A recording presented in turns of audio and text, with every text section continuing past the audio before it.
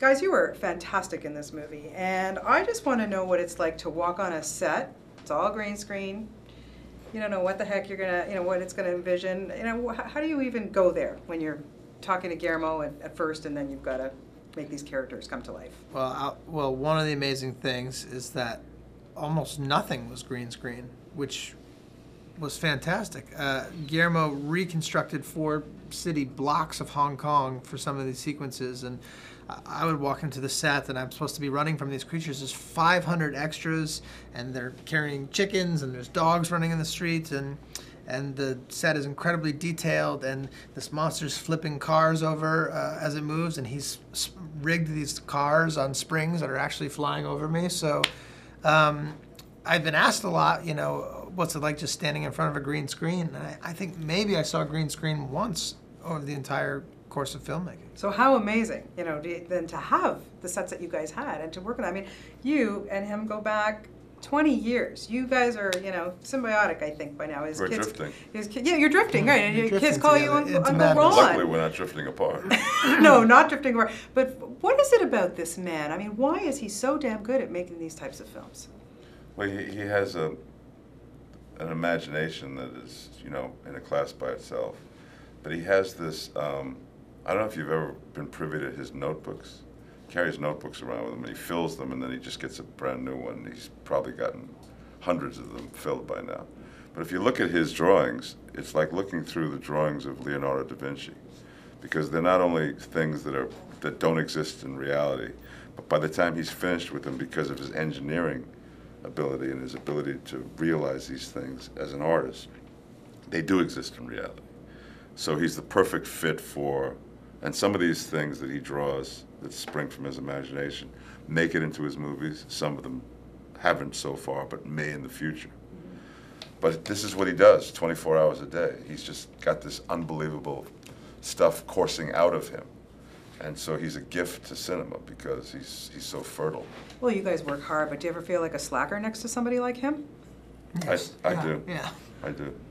He just is nonstop. And when does a guy even sleep? He doesn't sleep. I gotta sleep. Do you sleep? Yeah, I sleep. I gotta get some sleep. sleep. A lot, man. I sleep while I'm awake. It's important to do that. I feel like a total slacker next to Guillermo. We were doing Hellboy 2. He took a year to do pre-production, 7 months to shoot it, and a year to do post-production. And while he was about a month away from releasing the movie, he calls me up and he goes, "Ron, I've just written this book. I want you to do the audio." It's called The Strain, right? Yeah. It's 800 pages, first volume. It's a trilogy. It arrives at my house. 2 guys have to carry this thing into my house. It's so heavy. I said, "I've been with you the whole time making the biggest movie you've ever made in your life. When did you write this book?" "Well, I had diarrhea. I was in the bathroom a lot. I just wrote." He didn't really say that. No, I know, but that was a good story, though. Unbelievable. I try to make it my own. And I love that. I love that about you. What, for you, of course, you guys bring a bit of a comic relief to this film, but for you to be on a set like this, to be in a huge budget film like this, I'm sure your TV show probably doesn't even, you probably do, 8 seasons, and then it wouldn't even cost as much as Pacific Rim probably. Yeah, we're 9 seasons deep, and I think maybe we cost as much as the Jaegers' foot.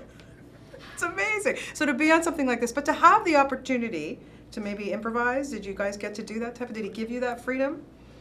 He actually did, which was surprising. I didn't know that I necessarily even wanted it, but there were times for it, and there were times that it didn't make sense to do it. I have a lot of technical jargon here and there, so you can't really sort of improvise about what these creatures are made of, but there were times where I'm reacting to Ron here or my lab partner Bern Gorman, and we could be a little loose with it. But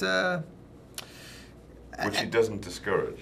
Yeah. He's very collaborative, and he's very open to seeing things.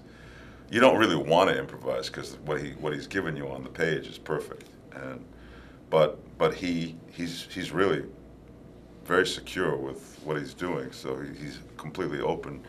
If Charlie comes up with just this genius thing in a rehearsal, man, all of a sudden the scene will go that way. He'll just say, "I'm changing my whole plan. That's fantastic. Your idea is better than mine." I don't know many guys that work that way. Yeah.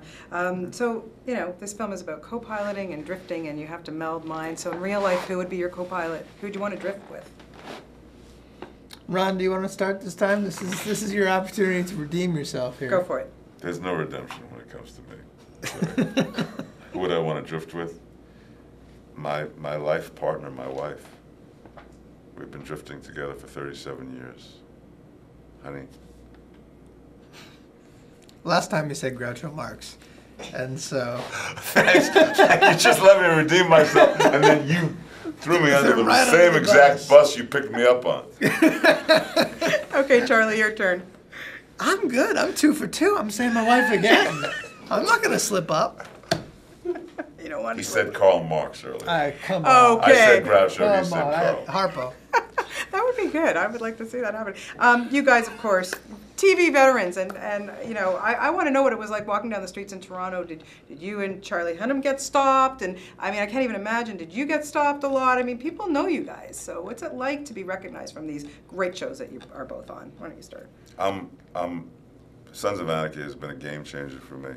It's just a show that really, really resonates with the biggest audience I've ever touched. The enthusiasm is off the board. I mean, people really want to shout out everywhere I go, and it's kind of cool.